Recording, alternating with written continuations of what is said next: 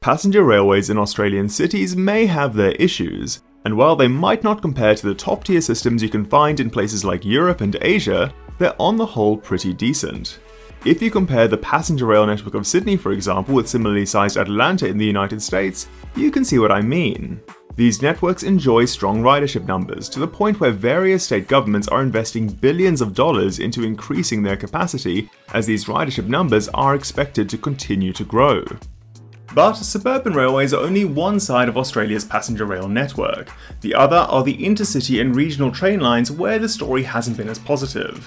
While patronage has been growing rapidly on the suburban rail lines, for many of the intercity and regional lines it's been flatlining, if not declining.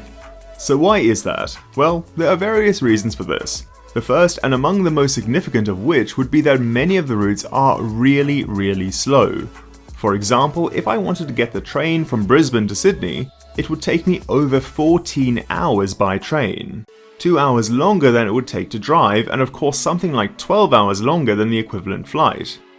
While in recent years a lot of money has been spent improving Australia's urban railways, with projects like Metronet in Perth, Cross River Rail in Brisbane and the Metro Tunnel in Melbourne, very little has been spent on Australia's regional ones. If anything, many of them have been closed down over the decades, and those that do still exist follow the same curvy alignments they did when they were built back in the steam age. And not only do these curves force trains to travel more slowly, they actually add considerable distance to the journeys.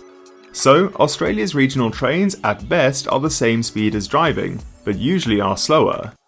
And Australia's regional towns tend to be pretty car-dependent places, so a lot of people who live in these towns have little reason to choose the train over their cars. Especially when you account for one of the other issues with Australia's regional trains, their general lack of frequency. There are some intercity routes with good frequencies, like from Sydney to Newcastle or Melbourne to Geelong, where trains on these routes often run multiple times an hour. And unsurprisingly, it's these routes that have good frequencies that have bucked the trend and seen their ridership increase, even when they're still slower than driving. The Sydney to Newcastle train, for example, is one of the country's fastest growing intercity rail lines, despite taking 30% longer than the equivalent route by car. And while there are multiple reasons for this, including the line operating as a kind of commuter service, a significant reason would be that for most of the day you can get a train between the two cities every half an hour.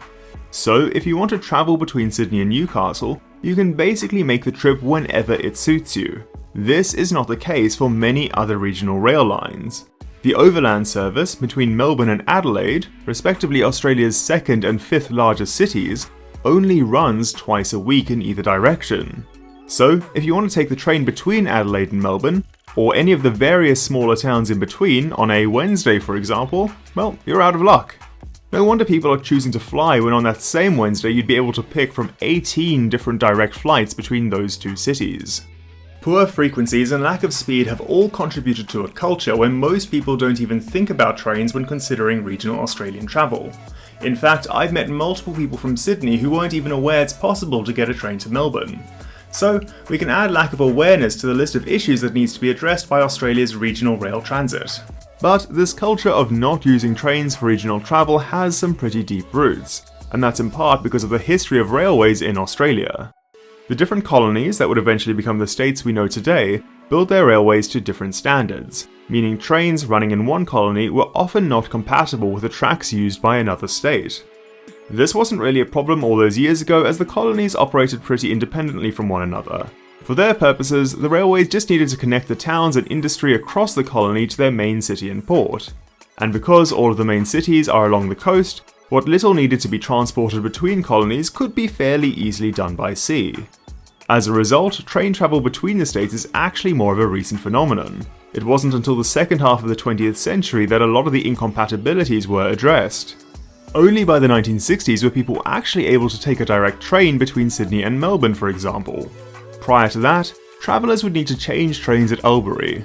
In fact, a passenger travelling from Perth to Brisbane would need to change trains no less than 6 times to reach their destination. This led to the current situation where the primary purpose of Australia's regional trains is still similar to what it was in the colonial era: to connect smaller regional centres, places like Bendigo, Albury or Toowoomba, to their nearest capital city. This isn't helped by the fact that each state has its own regional train operator, and there's little integration between them. Like how the line that runs from Sydney to Broken Hill gets about 2/3 of the way to Adelaide, again 5th largest city, without going all the way there, even though there is the track available to complete the route. Amtrak in America is far from perfect, but at least as a nationwide operator it takes a more nationwide approach to its rail services. And the fact that it is nationwide means it has a much more recognisable brand, and a whole lot more people are aware of it than they are of Australia's patchwork network of regional train operators. But can this be changed? Can these train routes be improved enough to encourage more rail travel between the capital cities, as well as improving the experience enough to encourage more regional Australians to use these lines instead of their cars? Well, to address the speed issue, a lot of people have called for the construction of high-speed rail lines. And, while I'd love that, I don't see this happening anytime soon. I've got a full video on the somewhat challenging history of high-speed rail in Australia, as well as what we can actually do to get our regional and intercity trains running faster. If you'd like to hear my thoughts on that, I'll put a link to the video somewhere on screen. But even without high-speed rail, there are still a lot of improvements that can be made. Firstly, there's frequency. It wouldn't require heaps of infrastructure spending to add a few more services to each route. Some track might need to be duplicated, but that's about it. There's plenty of evidence to show that when services become more frequent, ridership increases as well. It gives people more flexibility and convenience when they travel. And currently on some routes, even where there is passenger demand, there's simply not enough services to accommodate all the people who want to travel. So these services sell out and passengers are simply forced to turn to other modes of transport. Cost is another significant factor. If you can't compete with the airlines over speed, you can with cost. Airfares in Australia have reached pretty extortionate levels ever since the pandemic. It literally recently cost me significantly more to fly the 4 hours from Sydney to Perth than the 8 hours something from Malaysia to Sydney. And this has led to a lot of people considering the more affordable train options to get between the major cities. On top of that, when the state government of Victoria cut regional train fares, they saw such a boom in patronage that overcrowding became an issue. Again, something that could be addressed by boosting frequencies. But it does show that if the price is right, people would definitely consider the train. Others have even suggested sleeper trains as a way to get around the slow speed issue. The 11-hour journey between Sydney and Melbourne is a lot more bearable when it's done at night, as that gives you basically the perfect amount of time to have a good night's sleep and wake up in time for your destination.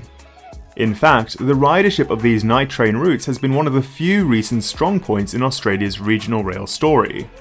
RM Transit actually did a whole video recently talking about how night trains could benefit Australia, which I'll link to in the description if you're interested. Ultimately, Australia's regional passenger trains really need some love. Old lines need to be reopened, frequencies increased, fares cut and speeds boosted. On top of that, more out-of-the-box thinking like sleeper trains should be considered as well. And if we do that, and invest as much in our regional rail network as we do our urban transit, we can encourage more people to ditch the heavily polluting cars and planes and onto the far more environmentally friendly railways. Well, I hope you enjoyed the video. I'd like to know what you guys think about regional trains in Australia. Would you consider catching them? And if not, what do they need to do to convince you? I'd also like to give a shout out to the channel City Trains Vlogs, where I source a lot of the background content from this video. And of course, if you did enjoy the video, consider giving it a like and subscribing to the channel. I'm City Moose, thanks for watching.